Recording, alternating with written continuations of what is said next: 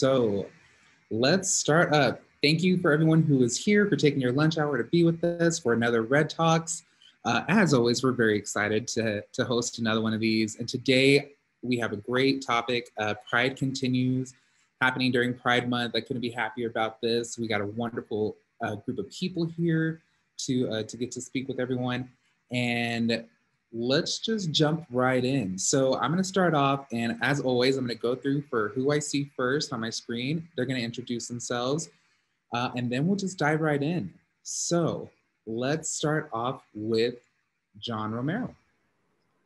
Thank you so much, Jake. So hi, everybody. My name is John Romero, and I work for University Student Housing, and I am one of the unit managers here at the Welcome Center, and I have the opportunity to serve over 8,300 students, wonderful group of 8,300 students who are diverse and come from different backgrounds, and help them and support them while they live here on campus. And I'm just very excited to be part of this conversation, and I look forward to chatting with y'all momentarily. Wow, I thought I had a lot of students that I was looking over, but yeah, not 8,300. So that kudos to you, and thank you for doing that for our students. Let's see, next on my screen, Amy Prause. Prause, did I say that right? Prause, it's like house with a PR. Perfect. Yeah. Well, hello, everyone. I am Amy Prause, and what I do at Texas Tech here is I work in the Center for Campus Life as the Assistant Director of Student Involvement. So I oversee all of our student organizations, the general organizations, law school organizations, fraternity and sorority life. I make sure that they all interact and with our students and recruit members and have a large time while they're here. Yeah. And so I worked in advising here at Tech, and I worked at the Burkhart Center previous to the Center for Campus Life, and I'm really happy to be here today. Thank you for keeping the fun and our students engaged here at Tech, and for just your tenure here. That's an amazing background. You've been almost everywhere on campus. Let's go with Logan Beaty next. It's Beaty, just but no, you're fine. Everyone gets it wrong. So I'm Logan Beaty. I work with IT Help Central. I do IT tech support. I'm the one who approves. If y'all have ever read your tech announce emails, I'm the one that approves all those that go out. I also do a lot of communications for a lot of other departments. If they want to email all the campus, it goes through us first, and then we're the ones that send. So you can thank me for blowing up your inbox every day. Yes, well, thank you for communicating and getting that communication out. Appreciate you.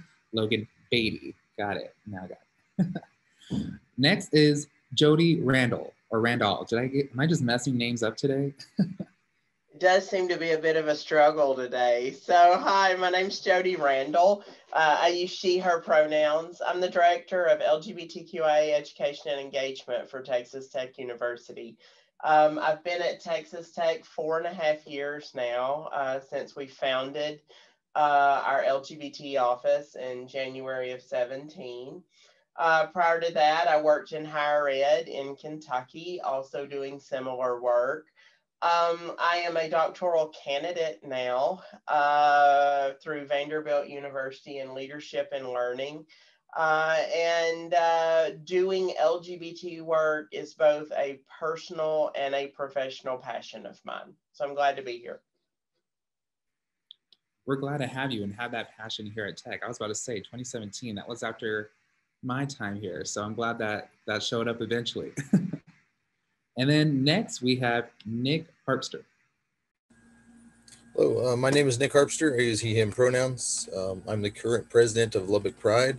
Lubbock Pride has been around since 2012, so we'll be celebrating our 10th anniversary next year in 22. We host the annual Pride Festival here in Lubbock. Unfortunately, we've had to cancel the last 2 years because of COVID issues, so we'll be glad to come back for a 10th in 2022. I'm also a community activist involved with other organizations dealing with equity, inclusion, and diversity. I'm involved in local politics. I actually had a run for county commissioner in 2018. And then I'm currently a adjunct instructor of criminal justice with Lewis University. I am also a PhD candidate in criminal justice from Sam Houston State University. And I also work security at University Hospital. Wow. Well, thank you for all the community work that you're doing and that you've done. And impressive background. Keep that up. That's awesome. A lot of PhD candidates here. Nice. Well, if y'all don't know, my name's Jake. I'm part of our Diversity Inclusion Committee of Staff Senate. I also work at the graduate school as a senior evaluator, and I am the host of Red Talks. And I'm so glad that we are getting to have, I think it's our last discussion today, and that we're rounding it out with such a fun and important topic such as pride. This month is, I think for me, and I think for a lot of people, Pride Month is kind of like an exciting and hopeful time just because of what it encompasses and what it entails. But I think that a lot of people sometimes get a little lost because they think of Pride and they're like, oh, it's party, it's fun, everyone's having a good time. Celebrating. And yes, that is a great part of it, but there's also a rich history and a very important history that comes from, or that is behind why Pride exists. And so right before we get into the conversation, I did want to start off with, giving a brief history, because Pride, I think it's going on about 50 years now, started back in the 70s after a riot. So Pride was, instead of, all the celebration that we see, it was normally a form of protest. It started off in the Stonewall riots, and it formed from this community wanting to be seen, wanting to be heard, and no longer being stigmatized and being seen in a negative perception, people wanting to finally live their truth. And we've come such a long way of people having to literally fight in the streets just to be who they are, to now people getting to roam the streets, getting to have a parade in the streets, and living their best selves and living their truest identities. And I think that that's important to always reestablish and to reiterate, because we always see a lot of things nowadays, especially companies jumping into Pride and all these storylines that are happening in TV shows where that kind of gets lost. So I always like having these spaces and having these moments with other people to actually talk about that, and to make sure that allies, friends, even people within our community understand that things weren't always like this. We're great, we are lucky, and I'm grateful that we live in a time where it's a little bit better, but we still got a long way to go. So on that note, kind of tell me, because I know we have a lot of you, so hopefully we can get to everyone. But what does Pride mean for you? Like, when was the first time you actually got to kind of really celebrate Pride? You took pride in yourself and for who you really are. So what does this month mean to you? I can start first if you don't mind, Jake. So for me, I think that I was able to express myself more as I was, a freshman here at Texas Tech. I think leaving home and having the opportunity to express myself more and kind of getting to know myself a little bit better gave me the opportunity to participate in Pride. I was able to go back home to Austin and participate in Pride in Austin. But, like you did mention, it gives us time just to reflect on the sacrifice and just the amount of energy that previous generations spent on fighting for equality. And it just reminds us to also remember to be responsible, because it is our responsibility to continue advocating for our own selves.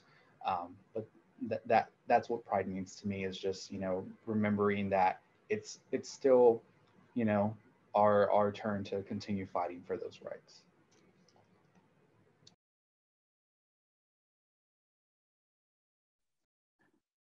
I'll go next.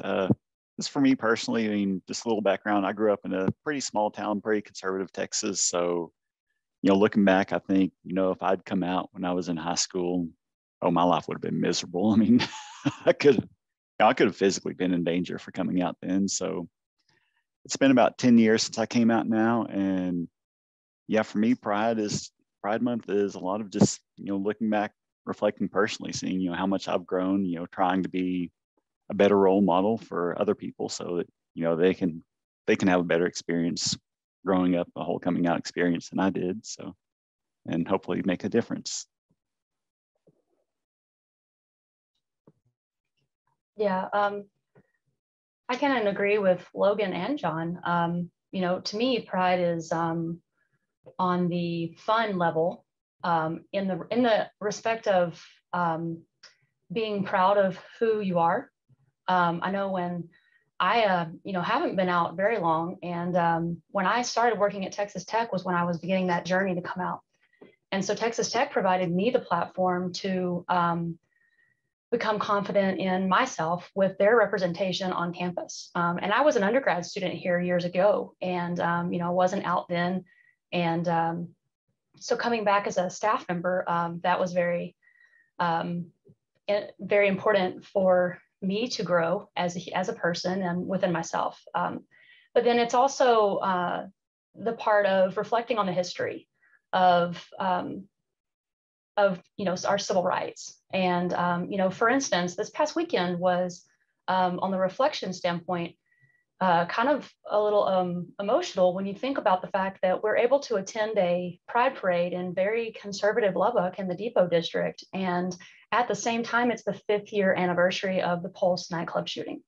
And so to be able to attend that event with our community, but then also reflect on that horrible happening, knowing that we have to be cautious at events like that because things very well could still happen. And so it was just kind of, you're out and you're proud, but then you're also reflecting at the same time on what has come before us and being appreciative of that and still trying to make moves forward.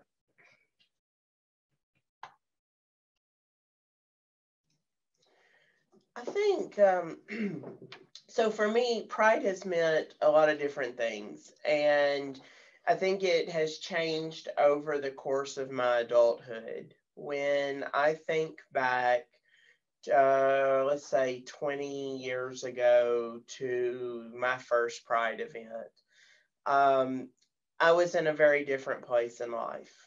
And at that point, I identified as a bisexual individual. I was not out publicly as being a trans woman. I was just at the very beginning of thinking through what that could look like. I was a drag entertainer.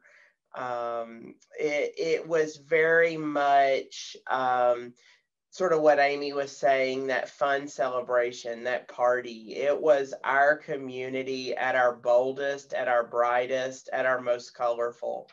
And I got to go to a lot of really nice Pride festivals, everything from small community festivals that felt more like, that was a cookout. It was nothing more than 30 people in a park, grilling and playing ball and such, to Atlanta Pride and San Francisco and Nashville and all these big Pride festivals that are tens of thousands of people, that really showed me the wide range and breadth of our community. Now, years later, not only with my identity and what I've been through, but in the work that I do, I see the potential that Pride has to recenter us for the work that remains.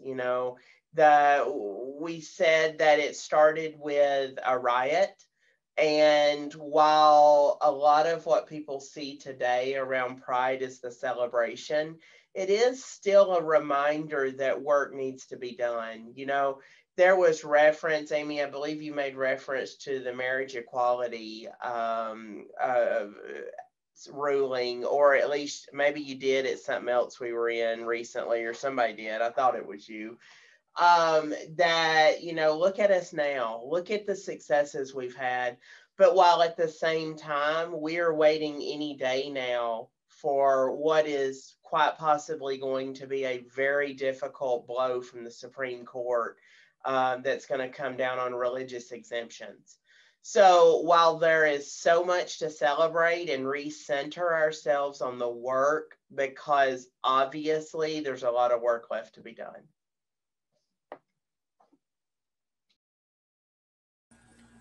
For me, things are a little bit different. Since I'm not a member of the LGBTQ community, I'm an ally. I do see this as a important time that's a little bit more stressed to help people like myself become educated. As an educator and as a researcher, and since grad school, I've done a lot of work in research in civil rights issues. So this was kind of a natural progression for me to take on the role in Lubbock Pride. I've been with them since 2019 when we had the last festival. But I did attend 2 or 3 years before that because I have several friends and family that are members of the community. So I found this an opportunity to take my education and my experience in teaching to help educate people like me. And I've done a lot of educating myself to try and be the best ally that I can to learn as much as I can so I can speak out for those that I want to represent. And we need that. We need our allies there to help with that representation. So thank you for doing that. One of the things that I kept hearing and that I think really resonates with this month is reflection. I mean, we reflected on our past from where we were to where we are now. Because yeah, I can relate, especially with, I think, all of you, is that before in our past, when we're still learning who we are, we're still adjusting to like life and where we're at regionally, because Amy, you brought it up. I mean, we're in a conservative part of Texas and of the United States. And so it is hard. And a lot of people, this is known in our community, don't get to become their true selves like other people do. They don't get to do it in high school, junior high, anything like that. It's later on in life that we get to experience these things. And especially in areas like this, we don't always even get to be our true selves. This is where, you know, code switching kind of comes in. We have to put on a certain persona. We have to act a certain way. We have to maybe, as I've been told once or twice, have to calm things down and to be less in order to help make other people comfortable. So with that being said, and after reflecting and kind of, you know, getting more into your own life journey, how is it now for you? Do you feel like you have to still continuously code switch in order to, I guess, adapt to either your work setting, your community setting, or do you think that we are in a great opportunity work-wise, community-wise, to where we are a little bit allowed to be ourselves, or do you think there's still a little bit of that restriction in place for our community still? Well, Jake, I think there's a little bit, there's a yes to all of that. There's a yes and. I want to challenge us a little bit to think about a concept that I've been becoming more familiar with as of late. That sort of is a little bit different than code switching, but it's around code shifting. And let's think about this. There are the number of times when we completely shift identities or frames from one setting to another is relatively small. It is more about the shifting between the two. There's still a piece of you, even if you're presenting in other ways. So you're not really switching it off and on. It's just shifting between the two. I would say that indeed is still the case. There are many times in our day-to-day life where we shift between different settings and contexts with different expectations placed on us. Sometimes our identities are affirmed and uplifted in ways that are not present in other settings. And I think that, yes, I think that's obvious that that's still the case. But I would say, at least through the work here at Texas Tech, we are working hard to minimize those opportunities when systems might expect that of us, when individuals might expect that of us, and really trying to lift up the fact that we're all of this. on any one given day, and we shouldn't have to turn part of us off or continue to shift between.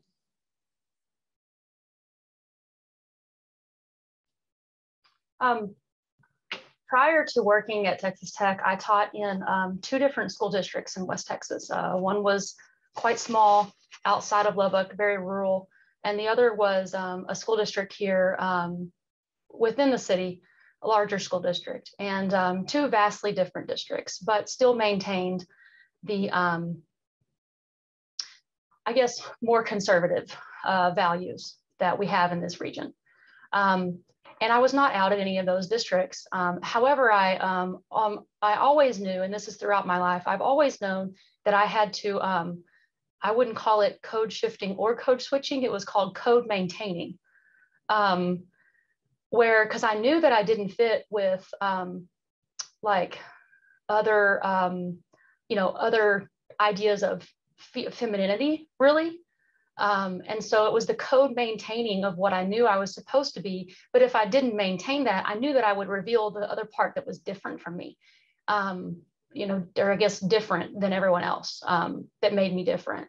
And so I knew, reflecting back, and I knew this at the time as I was coming to my coming out journey, I knew that, at the time of working in that last district, that if I was to reveal that would not be a good thing. And so it was the maintaining what was acceptable. Now, granted, my students made it very clear that they were not code doing anything. They were going to be themselves in my classroom, and I admire their bravery and just stand in awe of them. And they're who made me brave enough to come out and continue on my journey. But when it was when I came to Texas Tech that I realized that code maintaining, that code switching, shifting wasn't necessary in the offices that I worked at, because you were accepted for who you are. And so it's interesting to me that just in one place, it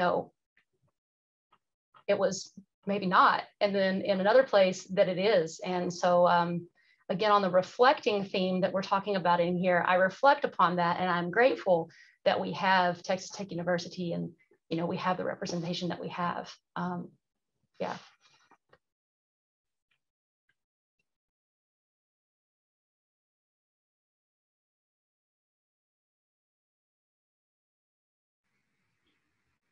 No, that is amazing, Amy, and I'm glad to hear that, because I can relate to that a lot. And so hearing that has been your journey and that you are in a place that accepts you, that's really amazing.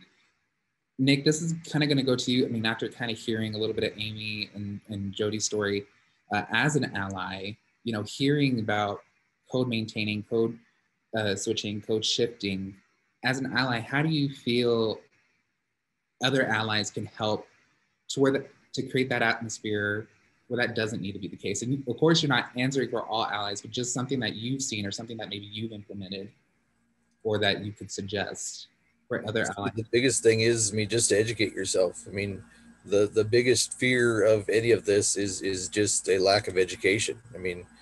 Or exposure. A lot of people are afraid of what they don't know anything about. So the more you can educate yourself, it's going to make things a lot easier. And then, just to try and rally around the youth. We have a lot of youth reaching out to Lubbock Pride here recently from some of the smaller rural communities that are having issues with dress codes at school and things like that, have already been deemed, unconstitutional by the ACLU and the Constitution.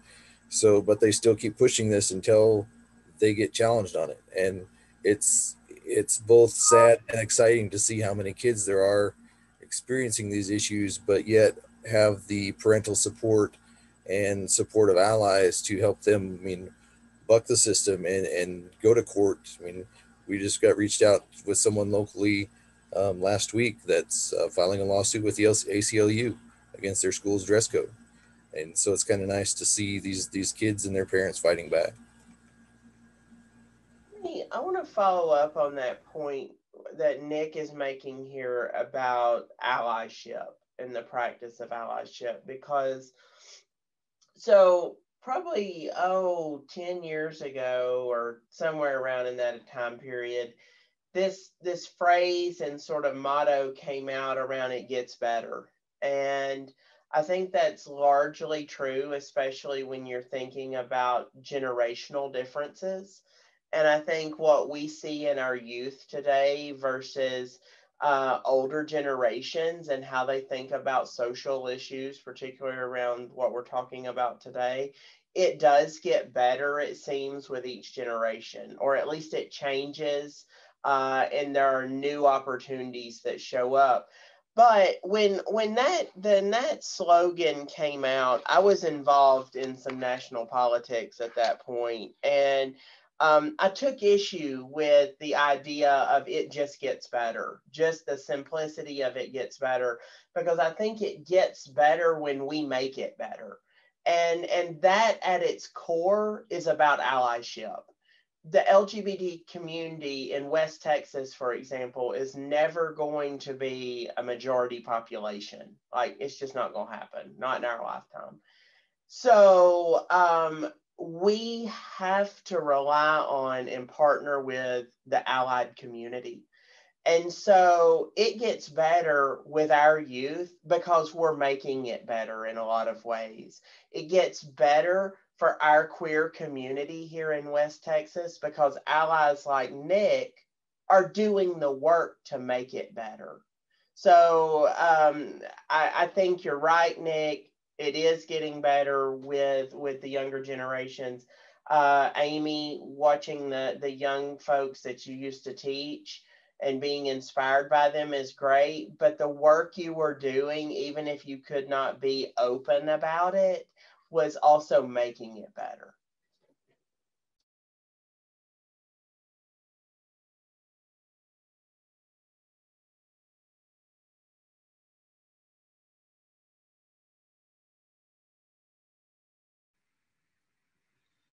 No, thank you for that. No, I mean, that what you're saying, and definitely 100% agree, is that it is the generations that came before us that have made things better where it is now, and who are still helping to lead that forward.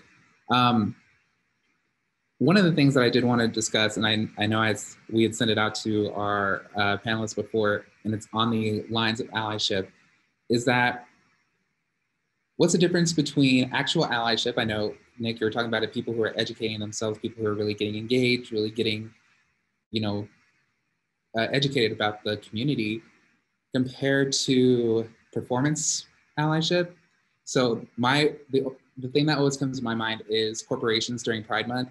I think we've probably all seen some sort of meme or joke about it, how, all these companies are willing to put rainbow logos out, rainbow everything, Pride this, love is love, all that kind of stuff. But then after June, it's like, it's gone. So I always like to ask the question is like, how can organizations, communities, our own offices maybe continue to keep that, that atmosphere alive? And like, what are y'all doing? Because I know, Jody, your department, of course, does this all year, but is there anyone else who like sees things that are being done that are different? Like, is there anyone that really just stands out to you? Or like, what are some things that are cautionary tales that y'all probably have seen as well? Well, I'll just say two things that, yeah, it's all about the practice. It's all about the holding each other responsible for doing this work.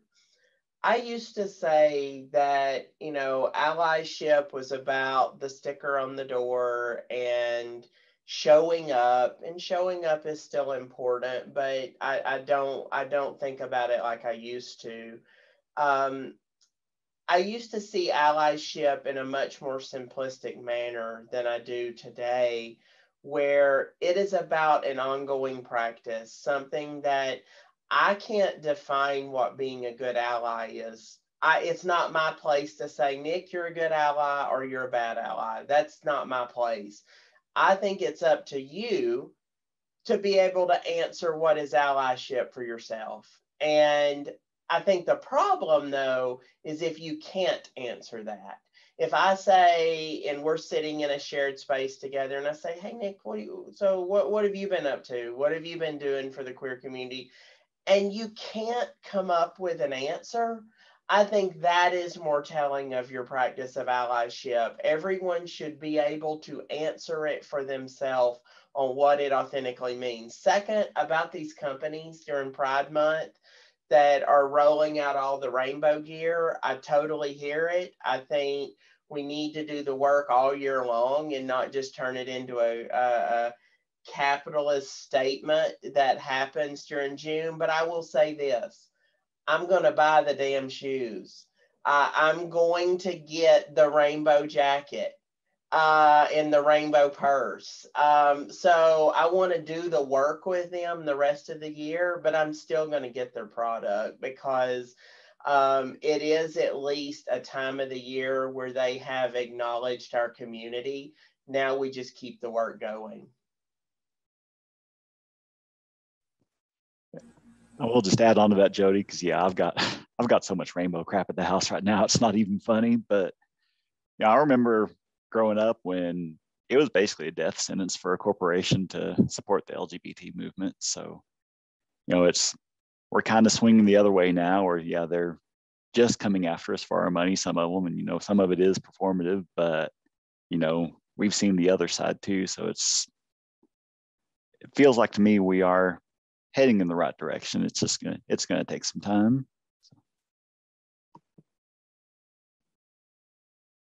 I think with the corporations too, you have to kind of look at the history as far as how long that they've been allies, or if they're serious about what they're doing, that it's not just a marketing ploy to make additional money during Pride Month.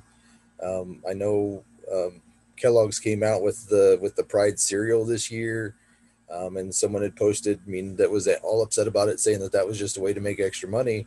But if you do the history on Kellogg's, that they have a pretty long history of working very well with the LGBTQ community and having an actual LGBTQ policy with their company and everything. So some of that, if you think it's suspect, I think it helps to look up that organization and see what their history has been in the past.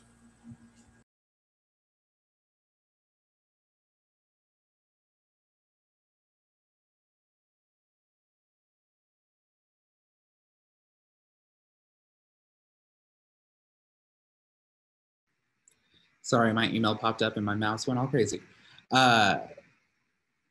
Yes, no, I think that's a really great point, is looking into the history and looking into the past, because yes, a lot of companies have been with the community and have been supporting us the long haul, not just recently when it's been deemed okay and deemed safe to be able to participate with our community. And speaking of safety, Amy, you brought this up when you were talking earlier about the incident that happened with Pulse. And you even brought it up with the fact that, we are lucky to have got to celebrate Pride this past weekend in the area that we're in, and not necessarily, be actively afraid of that happening. I think for some of us, because of our histories, that's always a part of it. Like, we're always having to think about safety and thinking about our safety, because at some point in our lives, it wasn't always safe. So with that, what would you say to people who are trying to find that safety and who are trying to overcome that fear, I guess, so to speak, in their journey? Because I know for me, when I was coming out and when I was, trying to live my best life, I come from a conservative Catholic Latino family, and automatically my mind just went to the worst case scenario. It's like, they're gonna disown me, I'm gonna be out, I'm not gonna have anywhere to go. But also, I'm just thinking, like, all safety is off the table. Like, these people aren't gonna speak up for me, they're not gonna stand up for me. I have aunts and uncles who I've heard them say not so kind things, and I was like, that's now gonna be directed at me. But sometimes, when you come to your terms of who you are and your honest, true self, that isn't always the case. But in terms of other safety, like, what do y'all think are some ways to kind of help, with that part of the journey coming out? Or what are some of the things that you did to kind of help find that safetiness and to feel safe for who you are? I know for me, it was very much a process. I mean, people talk about coming out like it's, this one and done thing you do that's huge. And no, my coming out, it was spread over a couple of years. I mean, I came out to, some very, very close friends first, people who I absolutely knew would be supportive. And then, I just stayed there out to them for a little while. And then, after I started feeling comfortable with that, I'd start coming out to more and more people and, slowly expanding that circle of people who knew. And then, eventually made a big final coming out statement quite a bit later. But it doesn't have to be a one and done. Well, it's not going to be a one and done. It's going to be lifelong. But you can just go a little bit at a time. So. Yeah, Logan, that's a great point that, it's not just a one and done. Coming out and revealing who you are is your entire life pretty much. And it sometimes might happen in the least expected instances. And then there's other times where you can anticipate that there could be a challenge associated with it, and then you try to head it off. Like when you and your partner are trying to find somebody that will help you do your taxes. So you're calling around trying to find a tax professional, but you don't know if they're going to turn you down because you're a same-sex couple. And so, on the phone, they say, sure, so-and-so would be glad to see you. And I'm like, me? Or would they mind seeing my wife as well? And you have to come out, you can't, beat around the bush with them. Like, you have to come out and say, is so-and-so LGBTQ friendly? Because I am, my partner and I are in a same-sex marriage. Thus far, I haven't been directly, my experience personally is I have not been directly turned down. I know that it's probably coming, and you have that anxiety about it and that anticipation about it one day happening. But I've talked about this with a professional for lots of time, a long time. And, you can't, we know that that's probably going to happen, but we cannot live our entire lives worrying about that, because then, you're just as unhappy as before you came out. Just knowing that, with the topic of safety, you're always anticipating whether something is going to be safe or unsafe. And it's just dipping that toe in the water and then being ready to either put the whole foot in or just really quickly pull it back out and run, that we always have to be aware of. And it's going to continue. So, and until we, we're continuing to make change. And so hopefully, as, to use the phrase earlier, that it will continue to get better with work, but, we all have to be cognizant of it. So.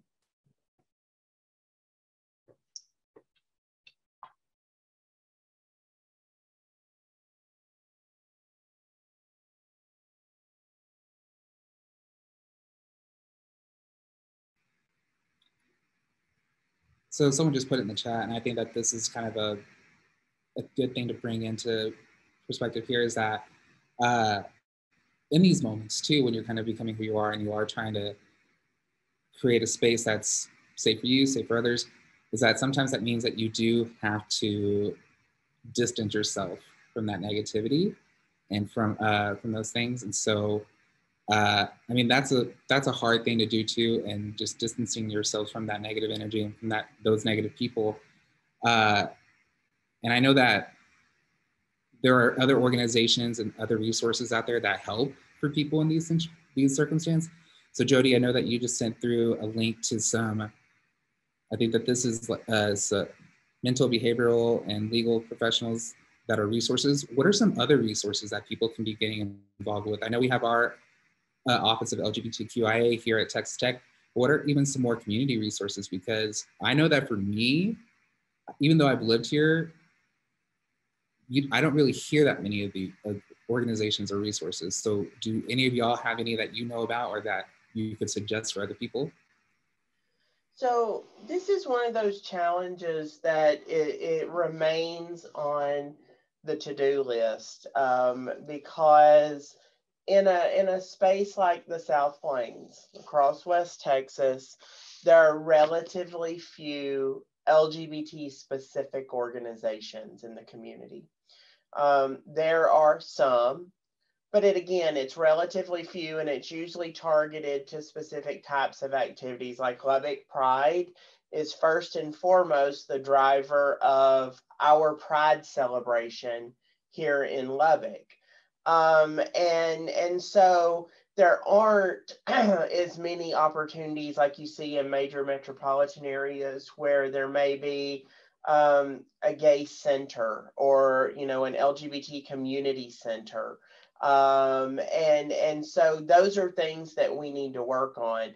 I think what we're having to do, in addition to the couple organizations that are out there, we're having to look to other types of organizations who might partner with us, that they are not primarily LGBT organizations, but they have an interest in lifting up our community.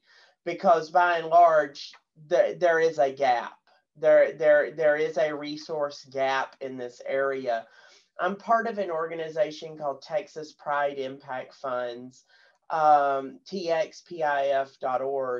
And it's a community foundation that funds organizations doing queer work in Texas.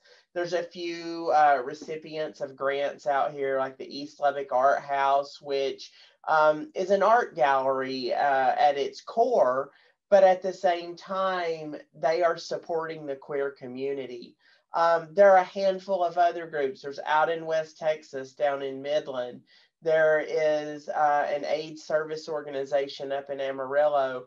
Those types of groups, we need to find volunteer opportunities to support them, because they're really filling a gap that other organizations haven't come up to serve.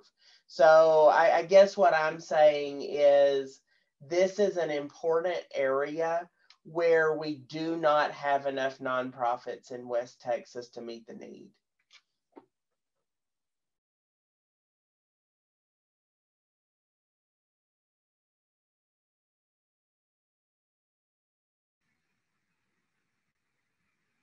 Gotcha. So, see, and that's the thing that I was wondering. I didn't know if we had that many organizations out there, and so it's a little upsetting to hear that we don't have them. But yes, definitely we need to get them, and hopefully that is something that our community can work on and help establish here in this area a little bit more. And kind of on that note, and kind of looking to the future, what are some what are some things that any of you see kind of like on the horizon for our community? Like, what are some things that we should be excited about? What are some things, because I know we talked about the younger generation, like what are some things that are changing with this younger generation, becoming into those positions of a little bit of power and changing up some things that we can look forward to in the future? What are some things that you see are changing now that weren't exactly there a couple of years back?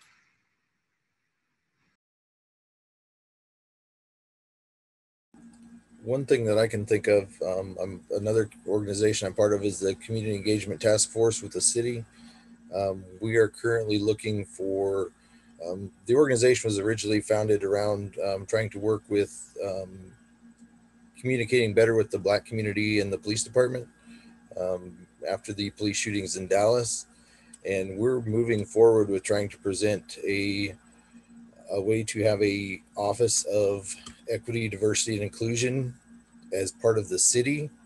So we're hoping that, or at least I'm hoping that, as part of this being a racial equity, that we can also include gender equity and sexual orientation equity with that office as well. So I think that that's something that's actually might be getting a serious look now. I know it had been introduced a few years ago and it was an absolute no-go, but it seems like we're moving forward with that process where it might actually happen here in the near future.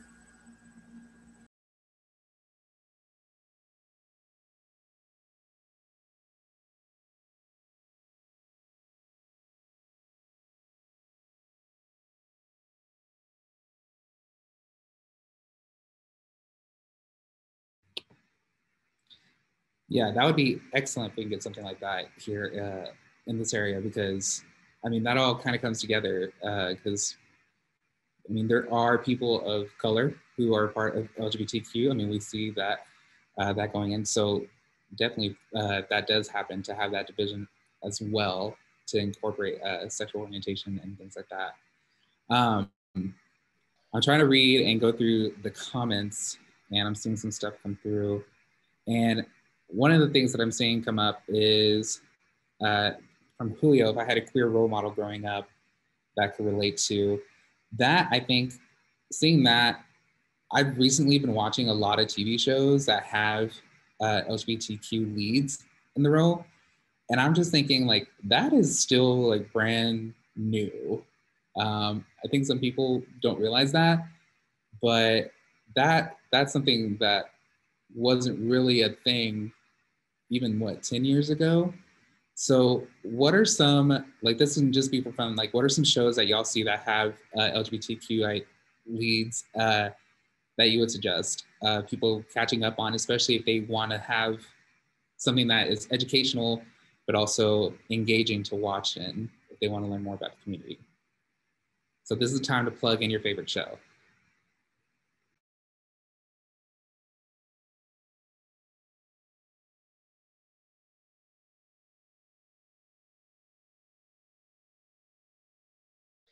Everything I watch is old, so I don't know. I'm a Netflix and well, during the pandemic, I think I have them all now, all the different shows. I tell friends that I have finished Netflix. So I don't really know. I don't know what the new stuff is that folks are watching. Well, Queer Eye is releasing another season that's based in Austin, and so that's exciting. I know that there's the second season of Love Victor came out on Hulu, I think this past weekend. But I mean, if we're talking about LGBTQ leads and them identifying as LGBTQ, I don't know that the lead character in that show identifies as LGBTQ, but it's a great show. You should watch it. Schitt's Creek, oh my goodness, you can never get, gosh, just on repeat, just let it play. It's great. And then there was one more that was on the tip of my tongue, but I have since forgotten it. I'll have to come back to it. Oh, real quick, can we just point out, if anybody watches Station 19 on ABC, the partner show with Grey's Anatomy, they had a same-sex wedding as the season finale of that show last week or 2 weeks ago. It was a great episode, but I thought that was pretty big for them to have the whole episode surrounding a same-sex wedding. So on ABC, prime time. So that was really neat.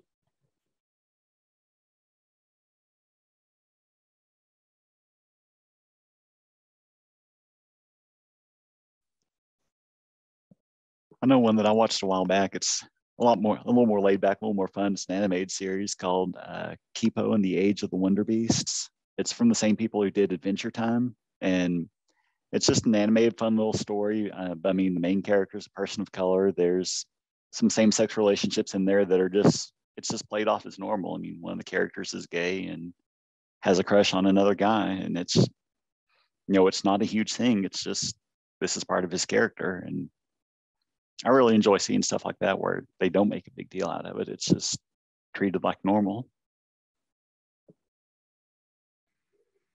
Yes, if you haven't seen Schitt's Creek, Logan, I think you need to, because you would love that. It does that exact same thing. Oh, I just finished it about a month ago, so. It's amazing. There's a lot of things that I love about that show. One that I just saw and that I think is interesting, maybe a discussion point later, but it's called Special. And it's about this guy who he has cerebral palsy and he's gay, and he's like trying to navigate life with those attributes. And I mean, that just opens your eyes to a whole other level of the community and a whole other part, because, you know, that's something that I never really ever see, because, you know, I have my privilege of being a capable person. And yeah, seeing that show, I'm learning a lot from it, and they tackle a lot of things in a very funny way. So if you want to learn even more about the community, I highly suggest looking into that one. So as we kind of start winding down and wrapping up, what's one piece of advice or a statement to leave with allies and anyone in the community, those maybe in the closet or anyone else who's joining us today? What's just some advice that you would like to give them as they are continuing and working on their journey?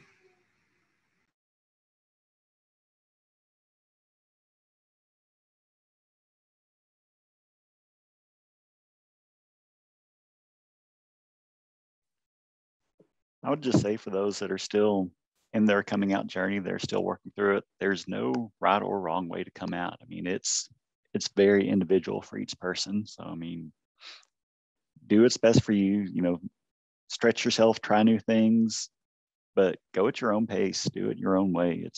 This is your story. This is your coming out. So do it the way that feels right to you. I'll give two things because that's me. So given its pride, I would say that I'm proud that I found the courage to deal with my sexuality and my identity and affirm it and come to accept those aspects of me. And I hope everyone out there, in their own way, as Logan said, finds their way to be proud of who they are, and that includes who we love and how we live. The other thing I'd say to allies is give yourself room for mistakes. It's going to happen. It's going to feel weird, maybe a little embarrassing. But give yourself room to make mistakes and then get back on the horse. Yeah, to tangent off of that, I really just continue with that is, you know, whether you haven't come out yet, whether you are out or an ally, you know, all of us are still learning. We'll always continue to learn. And that's something my mother and I talk about a lot, is she always kind of gets a little embarrassed when, you know, she's like, well, I don't know, I'm still learning. And I'm like, well, Mom, I am too. You know, we all are. And so, you know, that's what we all can do, is just continue to learn from each other, continue to read, continue to educate ourselves on the history, and get involved with making progress moving forward.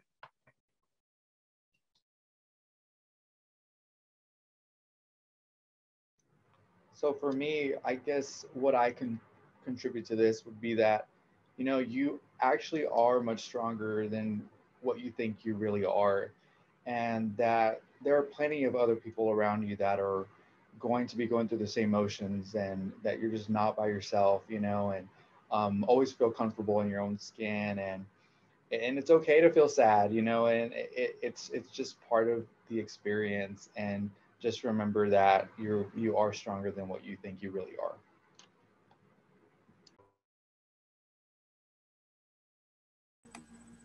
I really liked what Logan said about people looking to come out. That, I mean, find somebody who's safe first, and you work your way into it. I mean, I think that's honestly probably one of the easier ways of doing it. I mean, it's never easy at all, but to make sure that you're doing so in a safe space first to get you a little bit more comfortable with going further if you want. And the same thing honestly goes for allies. I mean, work yourself into your allyship. I mean, learn more as you get through it. I mean, I know I had doubts several times that I'd get questioned as, I mean, my genuineness as an ally. I mean, are you really an ally to us or not? Or are you just doing this for some ulterior motive? So, I mean, I felt inadequate at times. So I've put in the work to educate myself the best I can, so I can truly represent and know what I'm talking about when I get challenged on things.